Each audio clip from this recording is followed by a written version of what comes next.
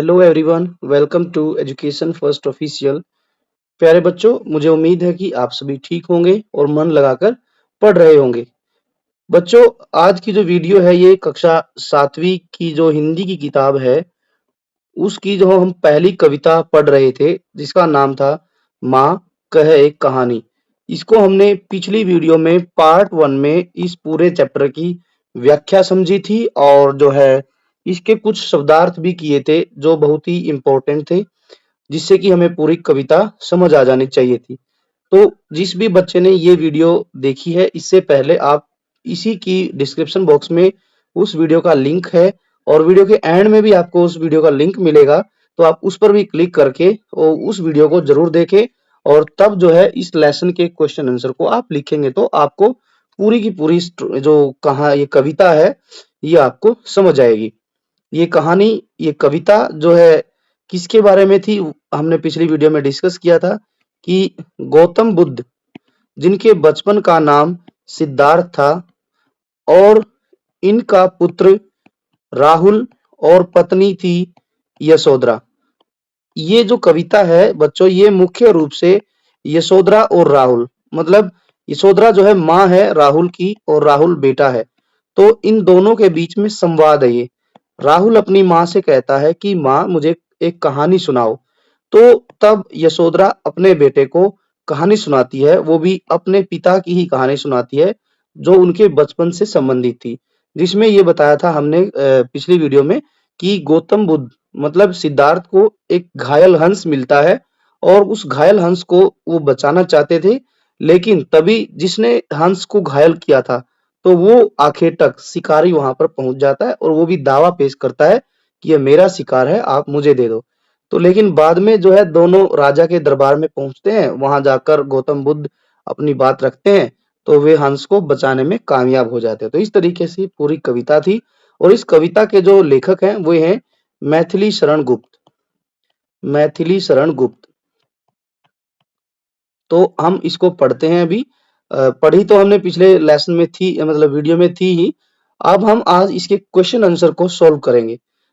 Question answer में क्या क्या दिया गया था वो हम आज डिस्कस करेंगे एक एक क्वेश्चन को। जैसे देखेंगे यहाँ लिखा है पार्ट से। अब यहाँ कुछ क्वेश्चन ऐसे दिए गए हैं जो एमसीक्यूज टाइप है, मल्टीपल चॉइस है, ठीक है। उनमें से आपको सही आंसर चुनना है। जैसे पहला क्वेश्चन है कि नीचे दिए गए प्रश्नों का सबसे सही उत्तर कौन सा है, उसके सामने आप तारा बनाइए। कुछ प्रश्नों के एक से अधिक उत्तर भी हो सकते हैं, तो कोई बात नहीं, आपको जो बिल्कुल सुटेबल लगता है वो बताना है। जैसे पहला प्रश्न है, माँ अपने बेटे को न्याय और करुणा की कहानी क्यों सुनाती है? क्योंकि जो घायल हंस था, घायल हंस जो है हुआ वो मरने ही वाला था, लेकिन सिद्धार्थ ने उसको बचाया और उसके बाद जो है ये पूरी कविता में करुणा भाव और न्याय की कहानी दर्शाई गई है। किस तरीके से राजा ने जो है सिद्धार्थ को न्याय दिया था और बाद में उस हंस की जान बची थी। तो माँ जो थी वो राहुल को यही कहानी क्यों सुनाती है, न्याय और करुणा की कहानी क्यों सुनाती है? पहला उत्तर दिया गया है राजाओं की कहानियों से उनका मनोरंजन करने के लिए। नहीं, ये तो बिल्कुल गलत बात हो गई। वो अपने बेटे का मनोरंजन करना नहीं चाहती थी, बल्कि उसमें सही और गलत की समझ विकसित करना चाहती थी। यही इसका सही उत्तर है। वह यह सिखाना चाहती थी अपने बेटे को, राहुल को, कि वह भी सही और गलत का निर्णय कर पाए। इसी चीज की वो समझ अपने बेटे में विकसित करना चाहती थी। तो इसका उत्तर बी हो जाएगा, ख। आप यहाँ पर स्टार लगा सकते हैं। अब दूसरा प्रश्न क्या कहता है, कविता में घायल पक्षी की कहानी का उपयोग किस लिए किया गया है? भाई यहाँ जो कहानी सुनाई माँ ने राहुल को, वो घायल पक्षी हंस की ही कहानी क्यों सुनाई, कोई और क्यों नहीं सुनाई? तो यहाँ प्रश्न का चार उत्तर जो दिए गए, पहला उत्तर है निर्दोष पक्षी के प्रति आखेटक की क्रूरता दिखाने के लिए। क्रूरता का मतलब होता है कि ये दिखाने के लिए कि जो आखेटक था, जो शिकारी था, आखेटक का मतलब होता है शिकारी, वो कितना क्रूर था, निर्दयी था, वो दया वाला भाव उसके अंदर नहीं था, यह दिखाने के लिए। फिर है दूसरा ऑप्शन, अपने पिता की वीरता और साहस का ध्यान दिलाना चाहती थी वो जो है बच्चे को। तीसरा उत्तर है करुणा और हिंसा के बीच संघर्ष को दिखाने के लिए। और तीसरा जो उत्तर है इसका, चौथा, मित्रता और निष्ठा के महत्व को उजागर करने के लिए। ये तो ऑप्शन दूर दूर तक भी नहीं है बच्चों। इसका उत्तर हो जाएगा कि जो यशोधरा है वो अपने बच्चे को करुणा और हिंसा का, करुणा और हिंसा के बीच के संघर्ष को दिखाना चाहती थी। वो ये दिखाना चाहती थी कि किस तरीके से हमें जीव जंतुओं के प्रति करुणा और दया का भाव रखना चाहिए।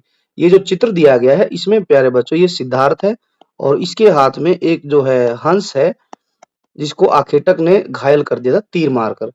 आगे है तीसरा उत्तर है कविता के अंत तक पहुंचते पहुंचते बच्चे को क्या समझ आया होगा।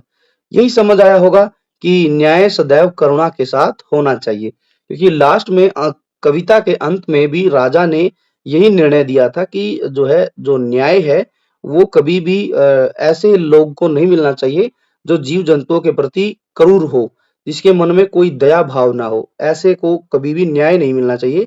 न्याय सदैव उसी का साथ देता है जिसके जो है अंदर मन में करुणा का भाव हो, जो पशु पक्षियों के प्रति दया रखता हो। तो इसका उत्तर ए हो जाएगा, हम इसके सामने स्टार बना देंगे। अब आगे चलते हैं। ये जो चित्र दिया गया है ध्यान देंगे तो ये है बच्चों, ये है आखेटक। आखेटक मतलब शिकारी। अब इसने घायल कर दिया किसको, इस हंस को। और ये कौन है, सिद्धार्थ है। सिद्धार्थ जो कि आगे चल के जो है बहुत बड़ा संत बना, जिसको हम आज बुद्ध के नाम से जानते हैं। ठीक है, तो ये पूरा यहाँ उपवन बगीचे का चित्र भी दिया गया है। ये इसको देखकर सिद्धार्थ आखेटक को देखकर इसको अपने गले से लगा लेता है जान बचाने के लिए। चलिए अब आगे दिया गया है, मिलकर करें मिलान। ठीक है जी, इस पाठ में आपने माँ और पुत्र के बीच की बातचीत को एक कविता के रूप में पढ़ा है। बिल्कुल सही बात है। इस कविता में माँ अपने पुत्र को उसके पिता की एक कहानी सुना रही है। ये बच्चों हमने पहले ही डिस्कशन कर ली कि जो गौतम बुद्ध है वो बचपन में उनको सिद्धार्थ के नाम से जानते थे, सिद्धार्थ के नाम से जानते थे। और गौतम बुद्ध जब बड़े हुए तो इनकी शादी हुई किससे, यशोधरा नाम की जो है कन्या से या महिला से। तो इन दोनों को पुत्र की प्राप्ति हुई थी जिसका नाम था राहुल। अब एक रात को राहुल अपनी माँ यशोधरा से कहता है कि माँ मुझे आप कहानी सुनाओ। तब यशोधरा जो है वो अपने पति गौतम बुद्ध अर्थात सिद्धार्थ की कहानी सुनाती है। तो क्या आप जानते हैं कि ये माँ पुत्र पिता कौन थे? अपने समूह में इन पर चर्चा कीजिए और पहचान कर मिलान करना है। जैसे पात्र कौन कौन है इस कहानी में, बेटा है, माता है और तात। तात बोलते हैं पिता को, ठीक है, फादर को हम तात भी बोलते हैं। अब यहाँ मैच करना, ये शब्द किन के लिए आए हैं। जैसे बेटा, बेटा कौन था, बेटा था सिद्धार्थ और यशोधरा का पुत्र राहुल, तो हम तीसरे के साथ मिलान करें। माँ कौन थी, माँ थी यशोधरा जो एक राजकुमारी थी और सिद्धार्थ की पत्नी थी। तात, तात कौन थे, पिता थे सिद्धार्थ जो एक राजकुमार थे, बाद में गौतम बुद्ध के नाम से प्रसिद्ध हुए, मशहूर हुए। तो ये इस तरीके से आप मिलाएंगे। आगे लिखा है पंक्तियों पर चर्चा करनी है हमने। लिखा क्या है कि पाठ में से चुनकर कुछ पंक्तियां नीचे दी गई है, इन्हें ध्यान से पढ़िए और इन पर विचार कीजिए, आपको इनका क्या अर्थ समझ में आया। यहाँ पर कुछ पंक्तियां दी गई हैं कविता की, तो हमें ये बताना है कि इन पंक्तियों को पढ़ के आपको क्या समझ आया। जैसे पहली जो कविता का अंश लिया गया है वो लिखा है कोई निरपराध को मारे, मतलब कि कोई ऐसे लोग को मारे जिसने कोई अपराध ही नहीं किया है, तो क्यों अन्य उसे न उभारे। तो जब कोई किसी निरपराधी को जिसने कोई अपराध ही नहीं किया है कोई उसे मार देगा तो दूसरा लोग क्यों नहीं उसके खिलाफ आवाज उठाएगा। ये यही समझा है। रक्षक पर भक्षक को वारे, आगे ये समझाया गया है कि यदि कोई रक्षक है, बचाने वाला है और उस पर कोई हमला करता है तो यह कहाँ का न्याय है, न्याय दया का दानी। और फिर यही समझाया कि न्याय वही होता है जिसमें करुणा होती है और दया दोनों हो। ठीक है, सच्चा न्याय वही होता है जो निर्दोष की रक्षा करे या फिर अत्याचार करने रोके। हम यहाँ लिखेंगे जो है इन पंक्तियों का अर्थ है, इन पंक्तियों का, इन पंक्तियों का अर्थ है, क्या अर्थ है, अर्थ ये है कि यदि कोई किसी निर्दोष को, किसको, निर्दोष निर्दोष को दुख पहुंचाता है, दुख पहुंचाता है, ठीक है। तो कोई भी लोग किसी निर्दोष लोग को दुख पहुंचाता है तो दूसरों को चुप नहीं रहना चाहिए, चुप नहीं रहना चाहिए, रहना चाहिए, ठीक है। किसी को भी चुप नहीं रहना चाहिए।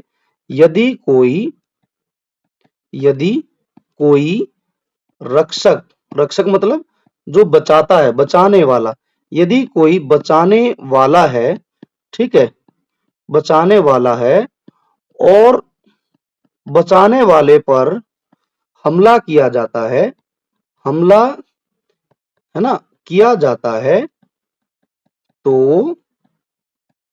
तो यह क्या है? अन्याय है, यह अन्याय है, ये जस्टिस नहीं है। न्याय क्या होता है? न्याय वह होता है, न्याय तो वह होता है जिसमें जो या जिसमें करुणा और दया का भाव हो, करुणा और दया का भाव हो। तो ये बात हम इसमें लिखेंगे, ठीक है। दया दोनों का भाव हो, जो निर्दोष की रक्षा करे। साथ में क्या लिख सकते हैं हम? जो निर्दोष की रक्षा करे, जो निर्दोष निरपराध की रक्षा करे, ठीक है। ये वही जो है न्याय होता है।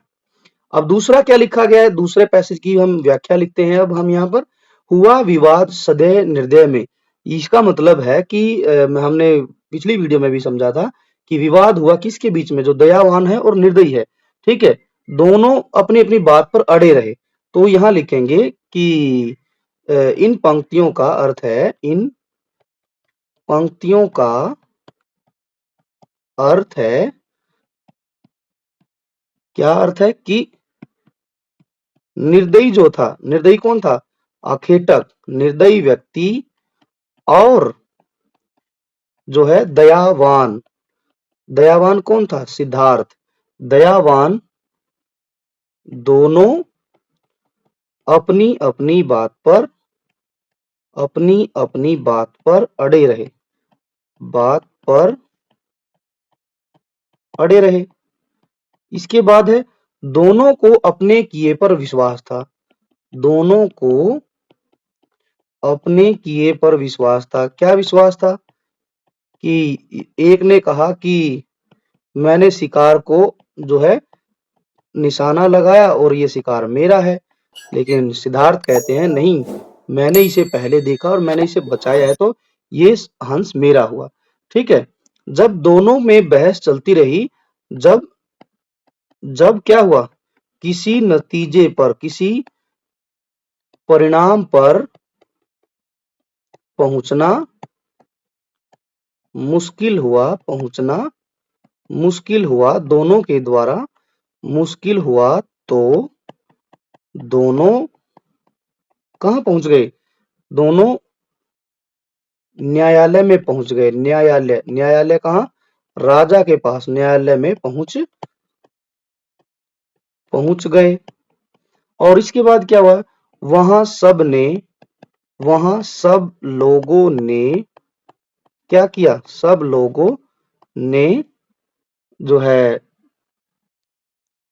दोनों की बातों को सुना और समझा, बातों को सुना और समझा। ये हो जाएगा हमारा सही उत्तर। चलिए अब आगे बढ़ते हैं सोच विचार के लिए। सोच विचार के लिए में क्या दिया गया यहाँ पर कि कविता को एक बार फिर से पढ़िए और क्या करना है कि पता लगाइए और उनका उत्तर हमें लिखना है। जैसे यहाँ क्या लिखा है कि आपके विचार से इस कविता में कौन सी पंक्तियां सबसे महत्वपूर्ण है? आप उसे ही सबसे महत्वपूर्ण क्यों मानते हैं? पहले का उत्तर हम यहाँ लिखते हैं। मैं यदि बच्चों लिखूंगा इसका उत्तर, तो मैं लिखूंगा कि कोई जो है निरपराध को मारे, निरपराध को मारे, ठीक है, कोई निरपराध को मारे तो कोई अन्य उसे न उभारे। तो कोई नहीं, क्यों? तो क्यों अन्य उसे न उभारे।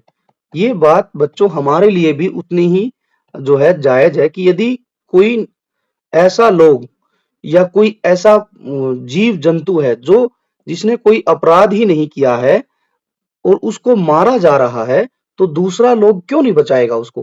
हंस की कोई गलती नहीं थी, लेकिन शिकारी ने उस पर निशाना साधा और हंस को मार दिया, ठीक है। तो अब सिद्धार्थ ने उसको बचाया। सिद्धार्थ ने क्यों बचाया? क्योंकि हंस की कोई गलती ही नहीं है, ठीक है, लेकिन आखेटक ने उसको मार दिया, निशाना लगाया उस पर। तो यही मुझे सबसे अच्छी बात लगी कि यदि कोई निरपराध है और फिर भी उसको कोई मारता है, कोई निर्दोष है लेकिन फिर भी कोई उसे मारता है, तो यह कहीं का भी न्याय नहीं है, जस्टिस नहीं है। उसकी मदद हर कोई करेगा। तो मेरे लिए यही इस पूरी कविता में सबसे महत्वपूर्ण जो है पंक्ति है। अब दूसरे का आंसर हम यहाँ लिखते हैं, आखेटक और बच्चे के पिता के बीच, ठीक है, आखेटक और बच्चे का पिता कौन? सिद्धार्थ के बीच तर्क वितर्क क्यों हुआ, ये बताना कि भाई तर्क वितर्क मतलब उनके बीच में आपस में बहस क्यों हुई, ये बताना है हमने, ठीक है। आखेटक की बात की गई है, तो आखेटक ने कहा, शिकारी ने कहा, क्या कहा शिकारी ने? शिकारी ने कहा घायल पक्षी, घायल जो पक्षी है मुझे लौटा दो, लौटा दो, ठीक है। क्यों लौटा दो? क्योंकि क्योंकि मैंने मैंने इसका शिकार किया है, मैंने इसका शिकार किया है। ये बात कहता है कौन? आखेटक। लेकिन अब बात करते हैं हम किसकी? सिद्धार्थ की, जो कि राहुल का पिता था। सिद्धार्थ क्या कहता है? सिद्धार्थ ने कहा कि पशु पक्षियों की रक्षा करना जो है क्या है? रक्षा करना ही न्याय है, न्याय या धर्म है, ठीक है। हमें बेजुबानों को मारना नहीं है। और दूसरी बात क्या कहा? उसने कहा कि मैं इस घायल घायल हंस को घायल हंस को क्या कर सकता हूं? घायल हंस को अकेले नहीं छोड़ सकता, ठीक है, अकेले नहीं छोड़ सकता, ठीक है। और दोनों के बीच में इसी को लेके जो है बहस भी हुई थी, और इसी कारण दोनों के बीच में हम लिख देंगे फिर इसी कारण दोनों के बीच में दोनों के बीच में क्या हो गई? बहस हो गई। तर्क वितर्क का मतलब होता है बच्चों बहस हो गई। चलिए ये भी हो गया। अब अगला प्रश्न क्या कहता है? अगला प्रश्न है कि मां ने पुत्र से राहुल तू निर्णय कर इसका क्यों कहा था, ठीक है। यही बात क्यों कही मां ने जो है राहुल से कि राहुल आप इस बात का निर्णय करो कि न्याय किसके पक्ष में जाएगा। तो हम इसका उत्तर बच्चों यहाँ लिखेंगे घ वाले का, हमारे पास जगह की थोड़ी सी कमी है इसमें, तो हम लिखेंगे मां चाहती थी, मां क्या चाहती थी? चाहती थी कि राहुल जो है राहुल सही और सही और गलत में फर्क करना सीखे। क्या करना सीखे? कि फर्क करना सीखे। सही और गलत की सही और गलत की गलत और सही की समझ पैदा हो, समझ पैदा हो। और इसके अलावा क्या लिखना चाहेंगे? वह चाहती थी, और भी कुछ लिख सकते हैं हम, वह कौन? वह राहुल की माँ चाहती थी कि क्या? बच्चा खुद सोचकर निर्णय करे, डिसीजन ले, निर्णय करे कि क्या सही है, क्या सही है और क्या गलत। तो ये हम इसके उत्तर में लिख देंगे। अब अगला प्रश्न क्या है? प्रश्न 4 क्या लिखता है? यदि कहानी में आप उपवन में होते तो घायल हंस की सहायता के लिए क्या करते? आपके अनुसार न्याय कैसे दिया जा सकता था? अब यहाँ बताना है कि यदि आप जो है सिद्धार्थ की जगह घायल पक्षी को या हंस को सहायता करने के लिए बुलाए जाते तो आप क्या करते? ठीक है, मैं क्या करता? यदि हमें लिखना है तो मैं यहाँ लिखता बच्चों कि मैं घायल हंस की मरहम पट्टी करता, ठीक है, और उसे सुरक्षित जगह में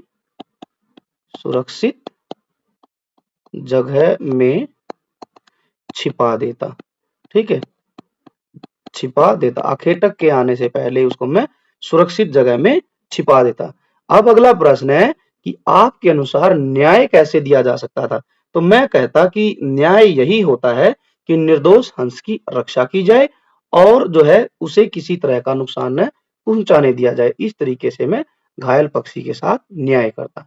अब है अगला प्रश्न है, कविता में माँ और बेटे के बीच बातचीत से उनके बारे में क्या-क्या पता चलता है? ठीक है, ये बताना है कि माँ और बेटे के बारे में क्या-क्या हमें पता चलेगा। इसका उत्तर बच्चों हम यहाँ लिख देते हैं नीचे। 1 मिनट रुकिए। यस, इसके बारे में हम लिखेंगे।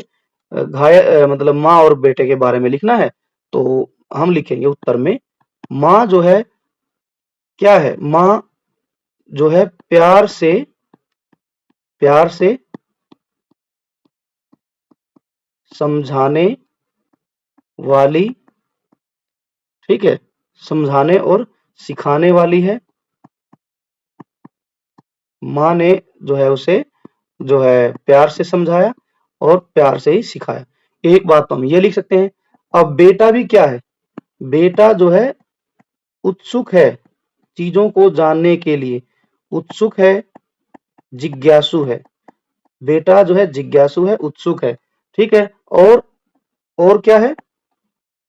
न्याय की भावना को समझता है, न्याय की भावना को समझता है। तो ये दोनों बातें हम इसमें लिख देंगे माँ बेटे के बारे में।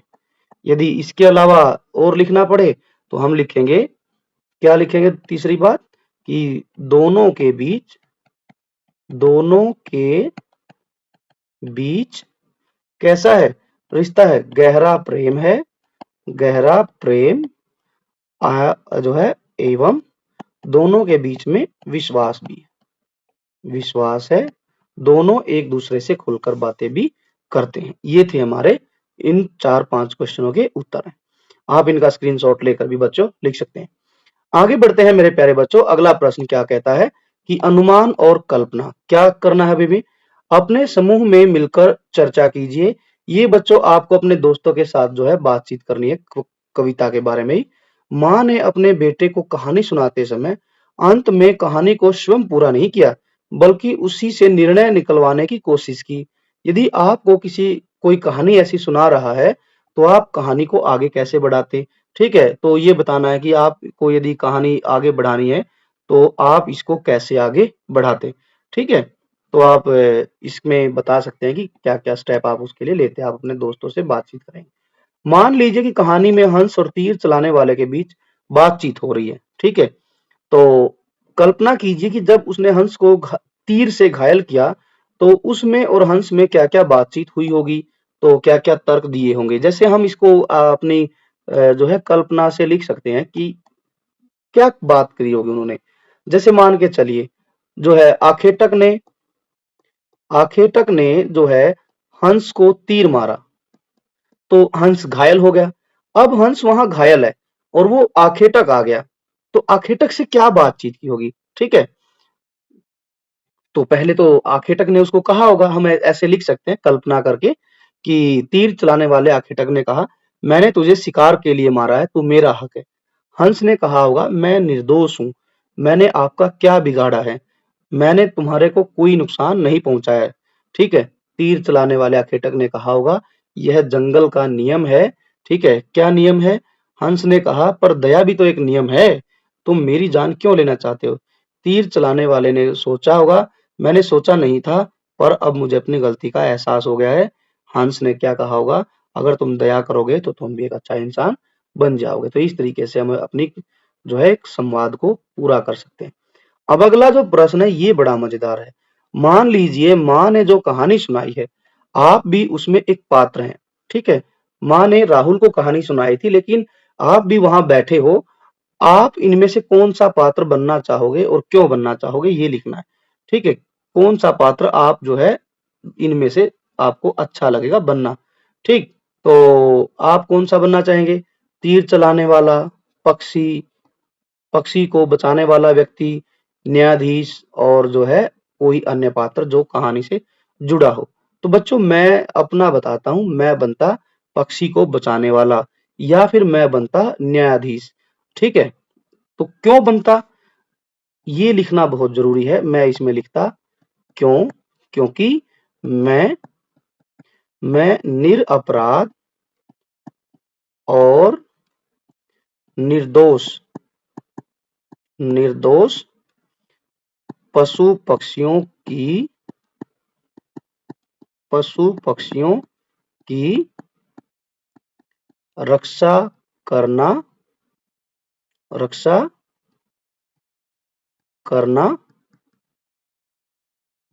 चाहता हूं। ठीक है, और जो है दया एवं न्याय का पक्ष लेना न्याय का पक्ष लेना मुझे अच्छा लगता है। ये मैं लिख देता अपने उत्तर, मुझे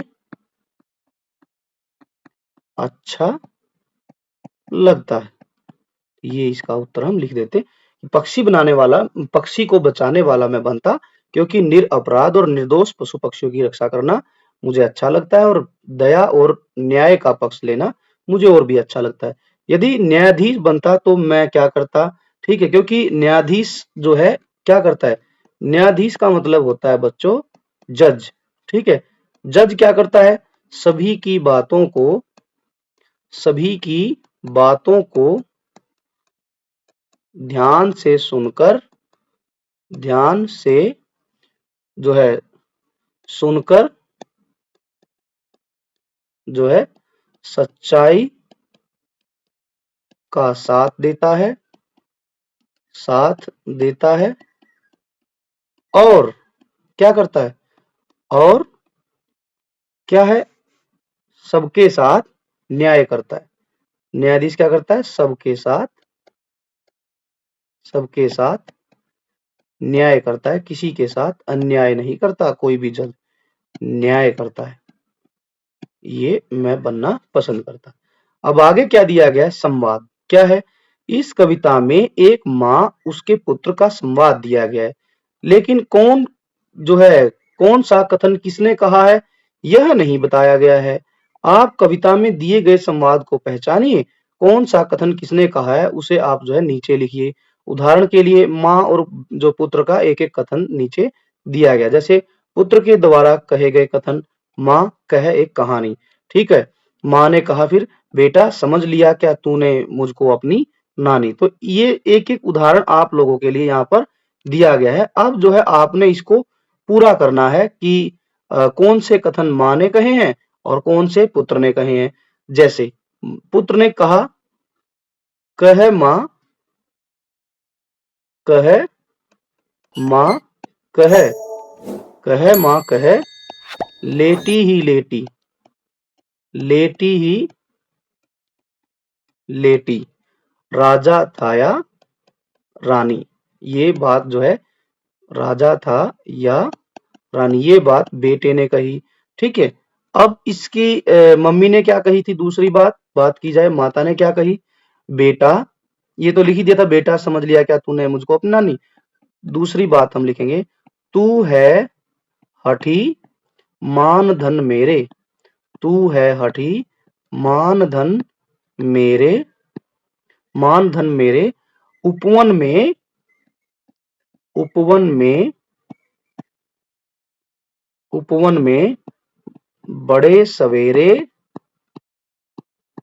और तात भ्रमण, तात भ्रमण करते थे, करते थे तेरे यहाँ सुरभि मनमानी। ठीक है, करते थे तेरे यहाँ सुरभि मनमानी। तो इस तरीके से आप जो है सारी बातें यहाँ जो जो माँ बेटे ने कही उनको लिखते जाएंगे। जैसे बेटे के द्वारा एक बात और कही गई थी, हाँ हाँ, जहां सुरभि मनमानी, सुरभि मनमानी, ये बात बेटे ने कही थी, सुरभि मनमानी। ठीक है, हाँ माँ कहे, हाँ माँ कहे यह कहानी। तो इस तरीके से आप देखेंगे तो ये पूरी कविता माँ और बेटे के बीच में संवाद है। बेटे ने एक जगह और कहा था, लहराता था पानी, लहराता था पानी, हाँ माँ कहे, हाँ हाँ, हाँ हाँ कहे यही कहानी, हाँ हाँ यही कहानी बेटे ने कहा है ये। अब आगे माँ की एक दो बात और लिख देते हैं यहाँ पर तीसरे वाक्य के रूप में, वर्ण वर्ण के फूल खिले थे, माँ ने कहा था बेटे को, वर्ण वर्ण के फूल खिले थे। और इसके बाद था झिलमिल, झिलमिल कर, झिलमिल कर हिम बिंदु झिले थे।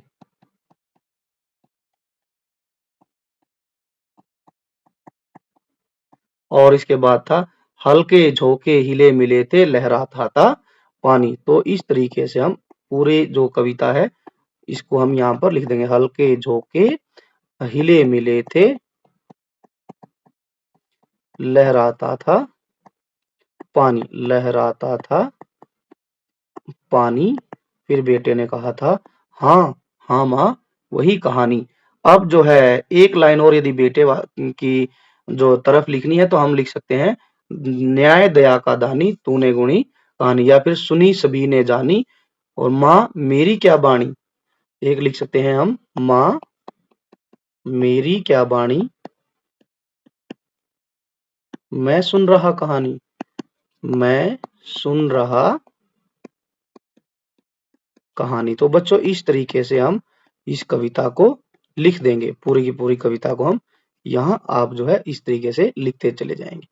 अब आगे क्या दिया गया क्वेश्चन, क्वेश्चन में लिखा है शब्द से जुड़े शब्द, नीचे दिए गए रिक्त स्थानों में प्रकृति से जुड़े शब्द जो कविता में आए हैं उनको लिखना है।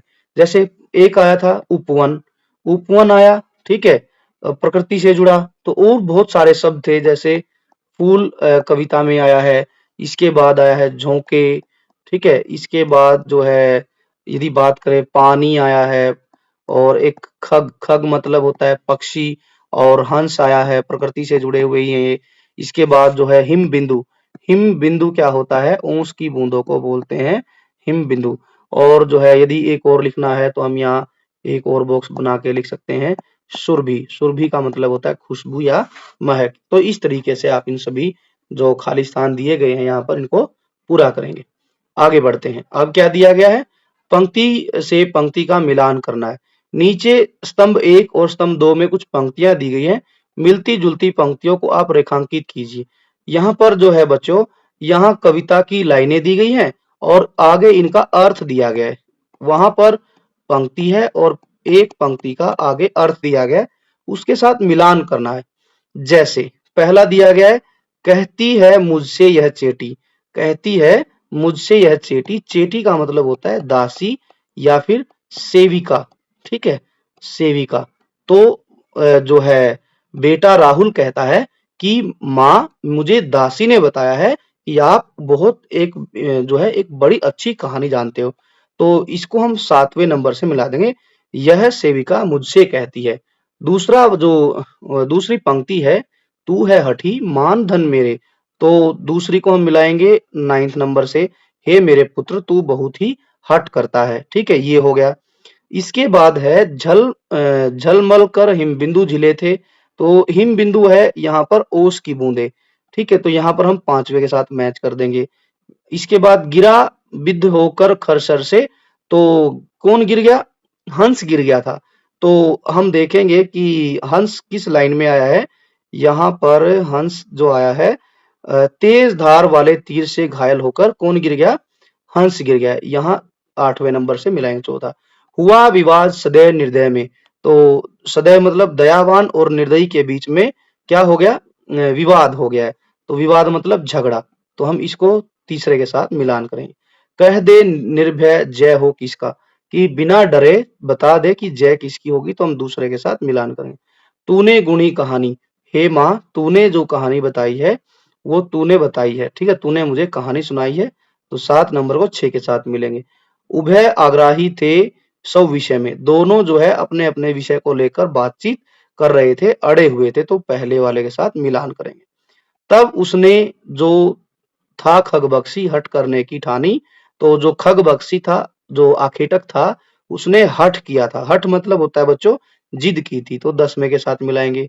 और जो बच गया है, रक्षक पर भक्षक को वारे न्याय दया का दान, इसको हम चौथे नंबर से मिलान कर देंगे। तो इस तरीके से आप सभी इसको अपनी किताब में जो है एक दूसरे से मिलान करेंगे। अब है कविता की रचना।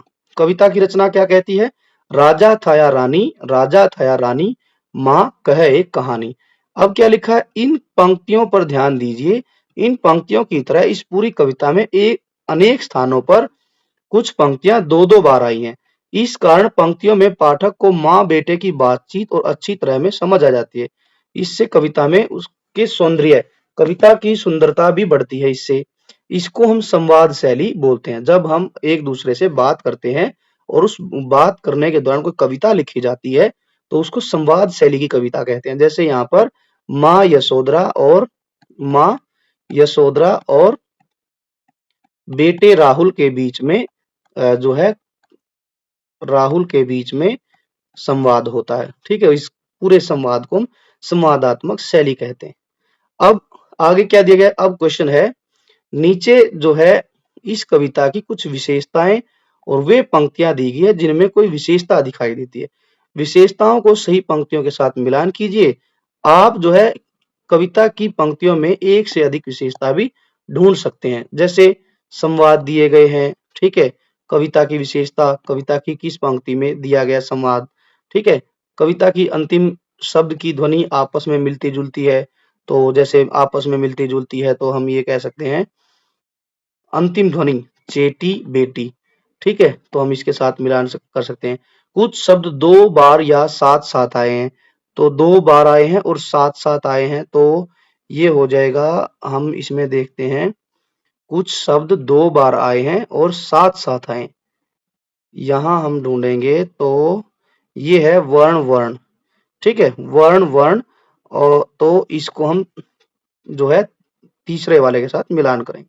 कुछ विपरीतार्थक, विपरीतार्थक मतलब विलोम शब्द भी साथ साथ आए हैं। विलोम शब्द आए हैं साथ साथ। तो सदय निर्दय, तो इसको हम पहले वाले को चौथे वाले के साथ मिलान करेंगे। प्रकृति का वर्णन किया गया है। प्रकृति का वर्णन छठे वाले में हुआ है। एक ही वर्ण से शुरू होने वाले एक से अधिक शब्द पंक्ति में आए हैं। एक ही वर्ण से शुरू होने वाले अनेक शब्द आए हैं।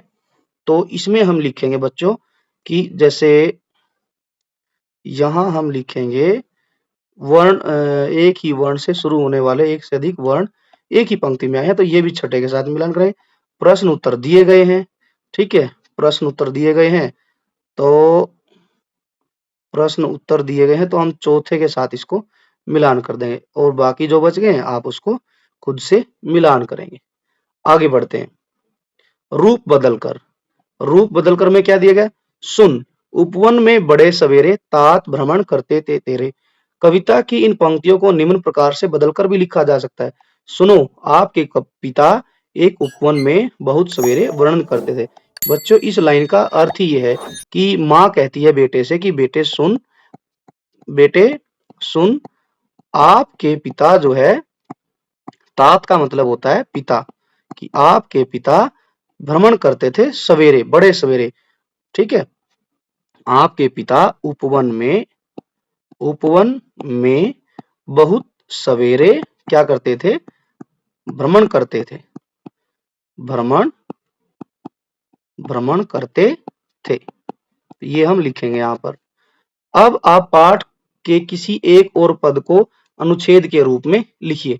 आपने अब कोई और, जैसे यहाँ दिया गया है ना, जैसे यहाँ दिया गया है, तो आप भी ऐसे ही किसी और पंक्ति को जो है इसी तरीके से जैसे मैंने लिखा है आप भी खुद से लिख सकते हैं। जैसे यदि हम किसी पंक्ति की बात करें कविता में, तो हम इसमें लिख सकते हैं बच्चों, हम इसमें लिखेंगे कोई भी पंक्ति हम कविता की उठाकर यहाँ पर लिख सकते हैं।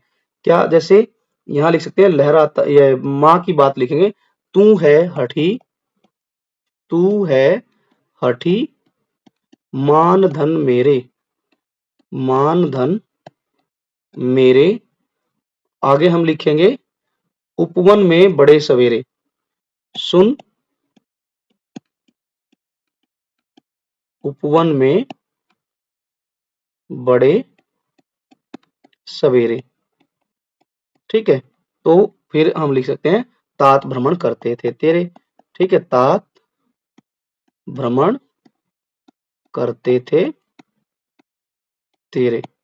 तो अब इनका अनुच्छेद बनाना है, तो कह सकते हैं कि माँ कहती है कि बेटा आप जो है बहुत हठी हैं, जिद्दी हैं, आप मेरे मानधन हैं।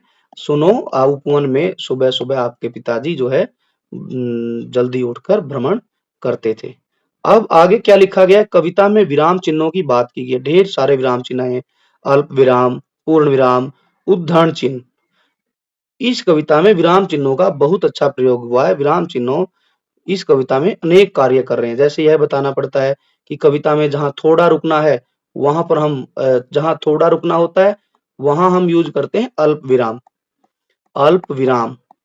और जो है जहां अधिक रुकना है वहां पूर्ण विराम, ठीक है। कौन सी पंक्ति किसने कही है वहां पर हम उद्धरण चिन्ह का यूज करते हैं। कहाँ प्रश्न पूछा गया है वहां पर हम प्रश्नवाचक लगाते हैं। और कौन सी बात आश्चर्य से बोली गई है वहां हम जो है विस्मय बोधक यूज करते हैं। अब नीचे कविता दी गई है, नीचे कविता का अंश दिया गया है, यहाँ पर आपको विराम चिन्हों का प्रयोग करना है। तो यहाँ लिखा है कि राहुल तू निर्णय कर इसका, तो ये बात कही थी इसकी माँ ने, तो यहाँ पहले उद्धरण चिन्ह यूज होगा। यहाँ लिखेंगे राहुल के बाद कोमा, राहुल तू निर्णय कर इसका, न्याय पक्ष लेता है किसका, तो यहाँ प्रश्नवाचक होगा। कह दे निर्भय, यहाँ रुकेंगे, जय हो किसका, यहाँ हम पूर्ण विराम लगाएंगे। आगे है सुन लू तेरी बाणी, सुन लू तेरी बाणी, यहाँ बेटे ने कहा है तो हम यहाँ पर इसको जो है उद्धरण चिन्ह में बंद करेंगे। सुन लू तेरी बाणी, माँ मेरी क्या बाणी, माँ मेरी क्या बाणी प्रश्नवाचक, मैं सुन रहा था, मैं सुन रहा कहानी, तो यहाँ पूर्ण विराम आ जाएगा।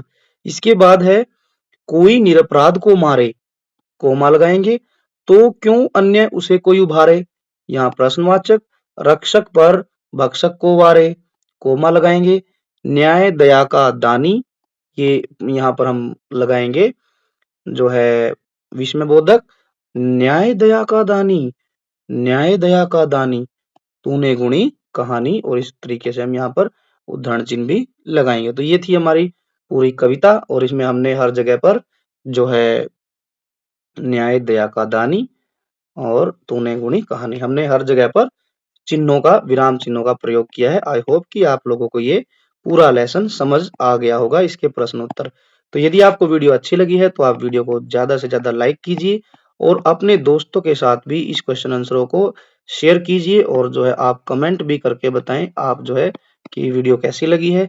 इसके अलावा आप हमारे channel education first YouTube channel को आप जो है सब्सक्राइब करें और जो है बेल आइकन को जरूर प्रेस करें, ताकि आपको आने वाली वीडियो का नोटिफिकेशन सबसे पहले मिल जाए और आप वीडियो का फायदा उठा सके। आप इसके अलावा हमारे व्हाट्सएप चैनल से भी जुड़ सकते हैं, और आप जो है व्हाट्सएप चैनल से जुड़ सकते हैं। इसके अलावा आप हमें टेलीग्राम ग्रुप जो है उस पर भी आप जुड़ सकते हैं। इन दोनों का लिंक आपको वीडियो के डिस्क्रिप्शन बॉक्स में मिल जाएगा। यहाँ पर भी हम जो है हर एक वीडियो का नोटिफिकेशन डालते रहते हैं और जो है कोई भी वर्कशीट है, सैंपल पेपर है, वो भी आपको यहाँ मिलती रहेगी। अब हम मिलेंगे चैप्टर 2 के साथ में, लेसन 2 के साथ में। तब तक के लिए आप वीडियो को देखते रहिए। Thanks for watching. Take care and bye bye.